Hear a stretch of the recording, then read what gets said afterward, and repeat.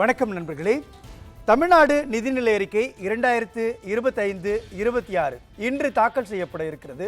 மிகுந்த எதிர்பார்ப்புகளுக்கு மத்தியில்தான் இந்த பட்ஜெட் தாக்கலாக இருக்கிறது. இதற்கு பல காரணங்கள் இருந்தாலும் கூட 2026 சட்டமன்ற தேர்தல் நடைபெற உள்ளது. அடுத்து இந்த 2025-26 இந்த பட்ஜெட்டின் மூலமாக பல முக்கியமான அறிவிப்புகள் வெளியாக வாய்ப்பிருப்பதாக சொல்லப்படுகிறது. தற்பொழுதைய நிலவரத்தில் 2500 ரூபாய்க்கு மேலான மகளிர் உரிமை தொகையானது கூடுதலாக வழங்கப்படுவதற்கான வாய்ப்பு இருக்கிறது என்றும் சொல்லப்படுகிறது. மிகுந்த எதிர்பார்ப்புகளுக்கு மத்தியில் தான் இன்று தமிழ்நாடு நிதிநிலை அறிக்கை 2025-26 தாக்கல் செய்யப்பட இருக்கிறது. இது பற்றி தான் நாம் பேச இருக்கின்றோம். இன்றைய நம்முடைய அமர்வில் விருந்தினர்கள் கலந்து கொள்ள இருக்கிறார்கள். பட்டய கணக்காளர் சுப்பிரமணியன், பொருளாதார பேராசிரியர் மதுரை அமெரிக்கன் கல்லூரியிலிருந்து முத்துராஜா, இருவரும் தற்பொழுது இணைந்திருக்கிறார்கள். இருவரிடம் பேசலாம். வணக்கம் இருவரும். முத்துராஜா, இதில் நம்ம பார்க்க வேண்டியது தமிழ்நாட்டில் முதல் முறையாக பொருளாதார ஆய்வறிக்கையை வெளியிட்டிருக்கிறாங்க இல்லையா? பொருளாதார ஆய்வறிக்கையில் சுட்டப்பட்டிருக்கக்கூடிய அந்த விஷயத்தில் தேசிய சராசரியை விட ஒரு மாநிலத்தில் தமிழ்நாட்டினுடைய சராசரி பொருளாதார வளர்ச்சின்றது அதிகரிச்சிருக்குல்ல, இது எப்படி புரிஞ்சுக்கிறது?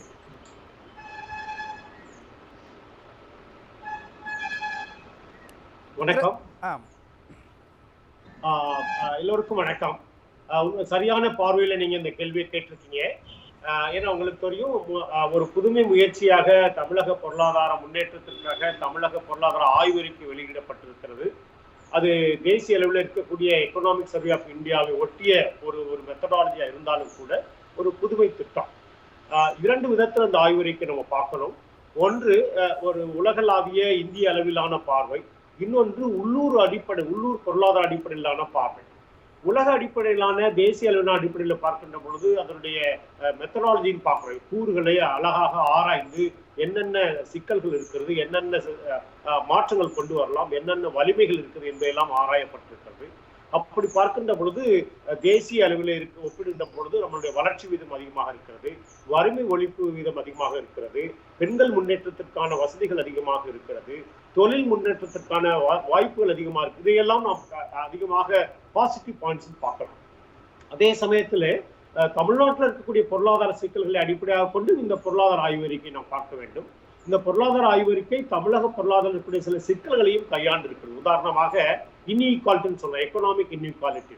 பொருளாதாரத்துல ஏற்றத்தாழ்வு இருக்கிறது, கிராமங்கள் நகரங்களுக்கு இடையான பொருளாதார இடைவெளி இருக்கிறது, ஆண்கள் பெண்களுக்கான பொருளாதார வருமான இடைவெளி இருக்கிறது,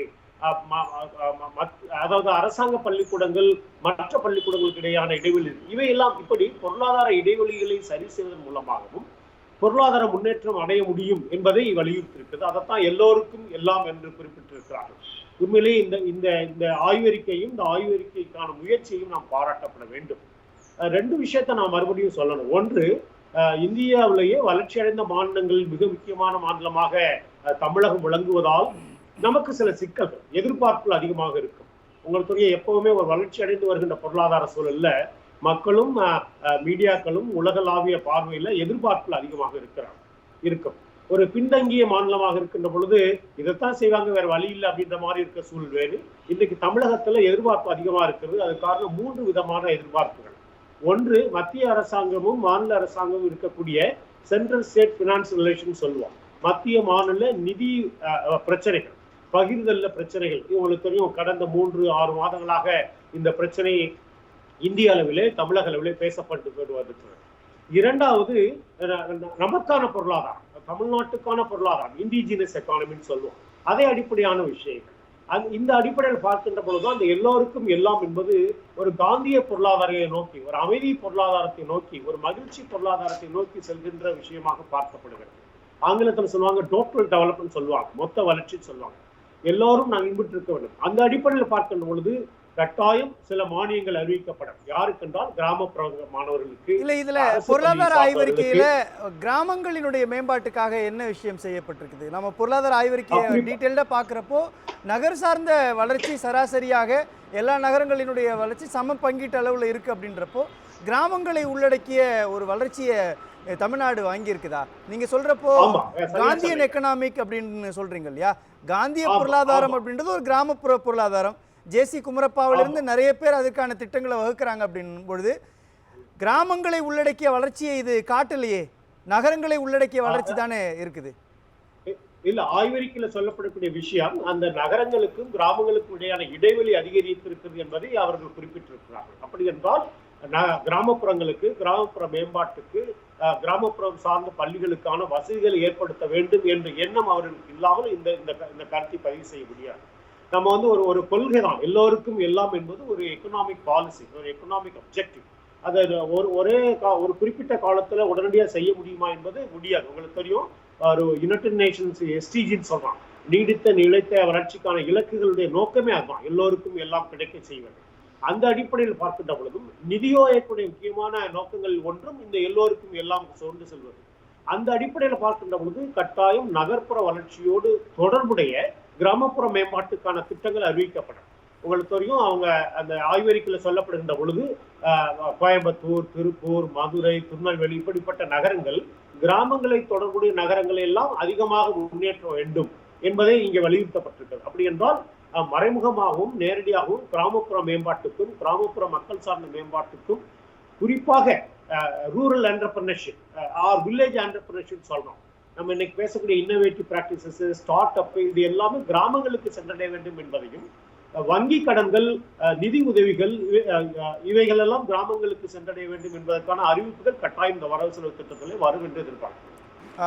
தமிழ்நாட்டினுடைய முற்போக்கான சமூக நல கொள்கைகளும் வலுவான உள்கட்டமைப்பு வசதியிலும் பொருளாதார எண்ணிக்கையிலான திறன்மிகு தொழில்களும் இம்மாநிலத்தில் மேம்பட்டிருக்கிறது. 4% மக்கள் தொகை, நிலப்பரப்பில் 4%, 6% மக்கள் தொகையும் கொண்டிருக்கக்கூடிய இது 9.21% பொருளாதார உள்நாட்டு உற்பத்தியில் பங்கு வகிச்சிருக்கின்றாங்க இல்லையா? இதில் தனிநபருடைய வருமானம் மேம்பட்டு இருக்குதா? மிக சரியான பார்வை. என நான் நண்பருக்கு நன்றி தெரிவிக்கணும், மிக அருமையான பார்வையை வெளிப்படுத்தினார். அதாவது தேசிய சராசரி பார்க்கின்ற பொழுது, ஒப்பிடுகின்ற பொழுது தமிழ்நாட்டு சராசரி என்பது வருமான அடிப்படையில, வேலை வாய்ப்பு அடிப்படையில, திறன்கள் மேம்பாட்டு அடிப்படையில, சமூக பொருளாதார கட்டமைப்பு அடிப்படையில எல்லாம் மிக உச்சத்தில் இருக்கிறோம். அதுல எந்த சந்தேகமும் கிடையாது. அதே சமயத்துல நண்பர் குறிப்பிட்டது போல விதின் தமிழ்நாட்டுக்குள்ள மாவட்டங்களை பார்க்கின்ற பொழுது நிறைய பின்தங்கிய மாவட்டங்கள். உங்களுக்கு தெரியும், தமிழக பொருளாதாரம் பற்றிய ஆய்வறிக்கைகள் பல புத்தகங்களாகவோ எஸ்ஏ வந்திருக்கு. உதாரணத்துக்கு மெட்ராஸில் இருக்கக்கூடிய மெட்ராஸ் இன்ஸ்டியூட் ஆஃப் டெவலப்மெண்ட் ஸ்டடீஸ்ல இருந்து ஒரு புத்தகம், 30 ஆண்டுகளுக்கு முந்தைய புத்தகம் அது. பட் அப்பவே இந்த பிரச்சனையை சொல்றாங்க, என்ன, கிழக்கு மண்டலமும் தெற்கு மண்டலமும் பின்தங்கி இருக்கிறது, கிராமம் சார்ந்த மாவட்டங்கள், அதிகமான கிராமம் சார்ந்த மாவட்டங்கள்லாம் பின்தங்கி இருக்கிறது என்று நம்ம பார்க்கிறோம். இதைத்தான் நம்ம எஸ்டிஜிலையும் பார்க்கிறோம். நீங்க ஒரு ஸ்டேட் லெவல் எஸ்டிஜி ஸ்கோர் பார்த்தீங்கன்னா உச்சத்தில் இருக்கு, அதாவது பியாண்ட் நேஷனல் ஆவரேஜ். அதே சமயத்துல விதின் தமிழ்நாடு பார்க்கின்ற பொழுது, மாவட்ட அடிப்படையில் பார்க்கின்ற பொழுது சில மாவட்டங்கள் பின்தங்கியே இருக்கிறது. அது பொருளாதார அடிப்படையில, சமூக அடிப்படையில, மகளிர் அடிப்படையில, கிராமப்புற, இந்த விஷயங்களை நம்ம இங்க கணக்கீடு செய்ய வேண்டும். நான் என்னை பொறுத்தளவு இந்த பொருளாதார ஆய்வறிக்கை என்பது முதலாக செய்தாலும் கூட பாராட்டுக்குரியது. அதே சமயத்துல இந்த பொருளாதார ஆய்வறிக்கை வந்து ஒரு சமூக பொருளாதாரத்தை, பெண் பொருளாதாரத்தை, கிராம பொருளாதாரத்தை உள்ளடக்கிய காரணிகளை நாம் கண்டறிய வேண்டும்.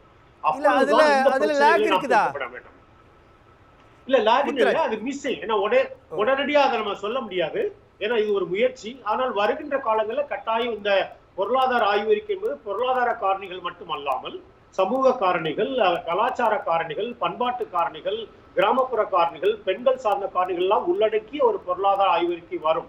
அது உடனடியா நம்ம எதிர்பார்க்க முடியாது. ரொம்ப சரியான இடம் தான் முத்துராஜா. இதுல ஒரு பேராசிரியராக நீங்க தமிழ்நாட்டினுடைய சமூக இயக்கங்கள், சமூக மக்களினுடைய வாழ்க்கை மேம்பட்டிருக்குது, தனிநபருடைய வருமானம் உயர்ந்திருக்குது அப்படின்னு பார்க்குறப்போ, இன்னொரு பக்கம் ஜவுளி உற்பத்தியில் ஏற்றுமதி நடக்குது, புதிய தொழில் கூடங்கள் உருவாகி இருக்கிறாங்க, உதிரி பாகங்களினுடைய உற்பத்தி அதிகரிச்சிருக்கு, அதனால உள்நாட்டு உற்பத்தி பெருகிருக்கு அப்படின்னு சொல்லும் பொழுது, இந்த முதலீடுகள் அல்லது முதலாளித்துவ செக்டாருக்குள்ள இருக்கக்கூடிய இந்த பிரிவில் மட்டுமே அரசாங்கம் கவனம் செலுத்தி உள்நாட்டு உற்பத்தியை பெருக்கி இருக்கிறாங்களா? இல்ல, உண்மை. இது ஒரு பார்வை. என்னை பொறுத்தளவு நான் 2 விஷயத்தை சொல்றேன். ஒன்று, அரசாங்கம் என்பது ஏற்கனவே வளர்ச்சி அடைந்து வருகின்ற தொழில்களை, வளர்ச்சி அடைந்து வருகின்ற பகுதிகளை, வளர்ச்சி அடைந்து வந்த துறைகளை மட்டும் கண்காணிக்காம, அதுல ரெகுலேட்டரி மட்டும்தான், ஒரு கைடன்ஸ் மட்டும்தான் இருக்கணும். ஆனா அரசாங்கத்துக்கு முக்கியமான ரோல் அப்படின்னா அவங்களுக்கு பப்ளிக் இன்டர்வென்ஷன் சொல்லுவோம். நீங்க பப்ளிக் பினான்ஸோ பப்ளிக் இன்ஸ்டிடியூஷன்ஸ் பாக்குறப்ப எங்கெல்லாம் சிக்கல் இருக்குது, எந்தெந்த மாவட்டங்கள்ல, எந்தெந்த பகுதிகளில் என்னென்ன மாதிரியான பொருளாதார சிக்கல் இருக்குது என்பதை அங்கே கண்டறிந்து அதற்கான முயற்சி எடுக்க வேண்டும்.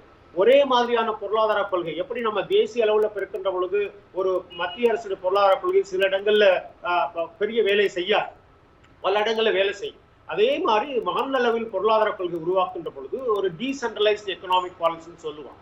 அதாவது உதாரணத்துக்கு நண்பர் அருமையா சொன்னார், ஒரு ராமநாதபுரம் மாவட்டம், மதுரை மாவட்டம், விருதுநகர் மாவட்டம், சிவகங்கை மாவட்டத்திற்கான ஒரு பொருளாதார கொள்கையை நாம் எப்படி உருவாக்குவது, அங்கே என்ன முக்கியமான பிரச்சனை, ஏன் கடந்த 30-40 ஆண்டுகளாக பொருளாதார அளவில் பின்தங்கி இருக்கிறது, இவங்களுக்கு நிறைய தொழில் அமைப்புகள் இருக்கிறது, இருந்தும் ஏன் தொழில அதிக வளர்ச்சி பெறவில்லை, ஏன் நீங்க பணித்துறையில உதாரணத்துறையும் தமிழக பொருளாதாரத்துல வேளாண்மை துறையை விட தொழில்துறையை விட பணித்துறை அதிக முக்கியத்துவம் பெறுகிறது, ஏன் இந்த சர்வீஸ் செக்டாரை ஒரு பேக்வர்ட் டிஸ்ட்ரிக்ட்ஸ்ல ஒரு இன்னோவேட்டிவ் ப்ராசஸா கொண்டு போக முயற்சி செய்யறாங்க. பட் இன்னும் பெரிய சக்சஸ் ரேட் இல்லை. உங்களுக்கு தெரியும், ஸ்டார்ட் அப் தமிழ்நாடு மதுரையில ஒரு பெரிய நோடல் ஆபீஸ் இருக்கு, முயற்சி பண்றாங்க. ஒரு ஒரு ஒரு கொங்கு மண்டலத்துல இருக்க சக்சஸ் மாதிரியோ சென்னையில இருக்க சக்சஸ் மாதிரியோ சதர்ன் டிஸ்ட்ரிக்ட்ஸ்ல இல்ல. அப்ப அதுக்கான காரணத்தை கண்டறிந்து நாம் முயற்சி செய்ய வேண்டும். இங்க அதனால எனக்கு தெரிஞ்சு அந்த பொருளாதார ஆய்வறிக்கையில கிராமப்புற தொழில் திறன்கள்னு ஒரு சில டேர்ம்ஸ் பாக்குறாங்க, அதுல மென்ஷன் பண்றாங்க. அப்படின்னா என்னன்னா, ஒரு ஆங்கிலத்தில் இருக்கக்கூடிய ஒரு திறமைகளை ஏன் தமிழ்ல கொண்டு வரக்கூடாது. உங்களுக்கு தெரியும், இன்னைக்கு லாங்குவேஜ் ஒரு ஏஐ வேர்ல்டுல இருக்கிறோம், மெஷின் லேர்னிங் வேர்ல்டுல இருக்கிறோம். இதுல நிறைய தமிழ் பயன்பாடு கொண்டு இருக்கிறது. ஸோ ஒரு கலாச்சாரத்தை, ஒரு லாங்குவேஜை எப்படியெல்லாம் கிராமப்புறத்தில் இருக்கிறவர்களை கொண்டு பயன்படுத்தி அதன் மூலமாக பொருளாதார மேம்பாட்டை கொண்டு வருவது கட்டாயம். இந்த முத்துராஜா, இப்ப திரும்ப நாம ஒரு விஷயத்தை கட்டமைக்கிறோம். ஏஐ தொழில்நுட்பத்தினுடைய பங்களிப்பு பத்தி பேசுற இந்த உரையாடல்ன்றது ஒரு பக்கம் இந்த பொருளாதார ஆய்வறிக்கையின் மூலமாக நமக்கு கிடைக்கிற ஒரு டேட்டான்றது தென் மாநிலங்கள், தென் தமிழ்நாடு உள்ளிட்ட பகுதிகளில் வளர்ச்சி இல்லை. ராமநாதபுரம், சிவகங்கை, நெல்லை, மதுரை, கன்னியாகுமரி இங்கெல்லாம் வளர்ச்சி இல்லை, அதுக்கு இண்டஸ்ட்ரியல் டெவலப்மெண்ட் இல்லைன்றது பார்க்க வேண்டியது. ஆனால் அங்கே உள் மாவட்டத்தினுடைய உற்பத்தி வளங்கள்னு இருக்கும் இல்லையா? இப்போ ராமநாதபுரமோ அல்லது நாகையோ அல்லது கன்னியாகுமரியிலோ மீன் வளம் அப்படின்றது ரொம்ப நல்லா இருக்கும். அதை டெவலப் பண்ணுறதுக்கான இன்ஃப்ராஸ்ட்ரக்சரை கட்டமைக்கல இந்த 4 ஆண்டுகள் அப்படின்றத புரிஞ்சிக்க முடியுமா இதன் மூலமா? இல்ல, நான் அப்படி பார்க்குவேன். ரெண்டு விஷயம் சொல்லுவேன். ஒண்ணு, இந்த பகுதியில் இருக்கக்கூடிய திறன்களை கண்டறிந்து அதற்கான முயற்சிகள் அதிகம் எடுக்கப்பட வேண்டும். இரண்டாவது, அதிகமான ப்ரையாரிட்டின்னு சொல்லுவோம். ஒரு அரசாங்கம் என்பது எங்கே அதிகமான கவனம் செலுத்தப்பட வேண்டும். உங்களுக்கு தெரியும், ஒரு குடும்பம் இருக்கு, குடும்பத்துல நல்ல ரொம்ப ஹெல்த்தியா இருக்கிற பையனை விட ஒரு நோஞ்சாங் குழந்தைய அல்லது ஒரு பாதிக்கப்பட்ட குழந்தைய அல்லது ஒரு சிரமத்தில் இருக்கக்கூடிய குழந்தையத்தான் அதிக கவனம் செலுத்துவோம். இதைத்தான் நம்ம மதர்லி அப்ரோச் சொல்லுவோம். அந்த மாதிரிதான் ஒரு அரசாங்கம் என்பது எந்தெந்த மாவட்டங்கள்ல, எந்தெந்த வட்டங்கள்ல, எந்தெந்த கிராமங்கள்ல அதிகமான சிரமங்கள் இருக்கிறது, அங்கே எப்படி நான் வளர்ச்சியை கொண்டு வருவது, எப்படி நம்ம வளங்களை கொண்டு அதை வளர்ச்சி பெறுவது, இன்னொன்னு அந்த பகுதியில் இருக்கக்கூடிய வளங்களையே வைத்து அவர்களை எப்படி முன்னேற்றுவது, இதைத்தான் நம்ம டீசென்ட்ரலைஸ்ட் எக்கனாமிக் பாலிசின்னு சொல்றோம். ஒரே மாதிரியான பொருளாதார கொள்கை மத்திய அளவிலோ மாநில அளவிலோ இருக்கு என்பது பெரிய வளர்ச்சியை கொண்டு வராது. எனக்கு தெரிந்து தமிழக அரசு அதற்கான முயற்சியில் இருக்கிறாங்க. அதெல்லாம் அந்த ஸ்டார்ட் அப் பார்க்குறோம். இப்போ எனக்கு தெரிஞ்சு மதுரையில தமிழ்நாடு ஸ்டார்ட் அப் அப்படின்னு சொல்லி ஒரு நோடல் ஆஃபீஸ் வச்சு அதுக்கான சில விஷயங்களை பார்க்குறோம். ஒரு எக்ஸாம்பிள் நான் சொல்லணும், இந்த இடத்துல பதிவு செய்யணும். எனக்கு தெரிஞ்ச ஒரு ஸ்டார்ட் அப் ஒரு கம்பெனி இருந்தாங்க. அவங்க எல்லாரும் பயன்படுத்துகிற நொங்கு இருக்கு, பனை நொங்க வச்சு ஒரு ஸ்டார்ட் அப் பண்ணி அதை ஒரு எக்ஸாம்பிளா டிஸ்கஷன்ல வச்சிருந்தாங்க ஒரு மாதத்துக்கு முன்பு. இப்படிப்பட்ட விஷயங்கள் அதிகம் பேசப்பட வேண்டும். உதாரணத்துக்கு நீங்க அருமையா சொன்னீங்க, ஒரு ராமநாதபுரமோ அல்லது ஒரு தூத்துக்குடி மாவட்டங்களை பார்க்கின்ற பொழுது எப்படி மீன் சார்ந்த, ஒரு கருவாடு சார்ந்த, ஒரு கடல் சார்ந்த பொருளாதாரத்தை வைத்து அவர்கள் எப்படி மேம்படுத்துவார். இன்னைக்கு தொழில்நுட்பத்தை ஒரு சர்வீஸ் செக்டார் பார்க்குறப்ப ஏஐ ஒரு மார்க்கெட்டிங் பயன்படுத்தலாம், ஏஐ ஒரு டெக்னாலஜியா எப்படி பதப்படுத்துறதுக்கு பயன்படுத்தலாம், ஒரு வேளாண்மை சார்ந்த பொருட்களை பயன்படுத்தலாம். உதாரணத்துக்கு மதுரை இருக்கு, மதுரை என்பது மதுரை மல்லி என்பது உலக புகழ் பெற்றது. இந்த மதுரை மல்லியை எப்படி உலகளாவிய ஒன்றாக உருவாக்குவதற்கு அரசாங்கம் என்ன செய்ய வேண்டும், இப்படி யோசிக்கின்ற பொழுதுதான்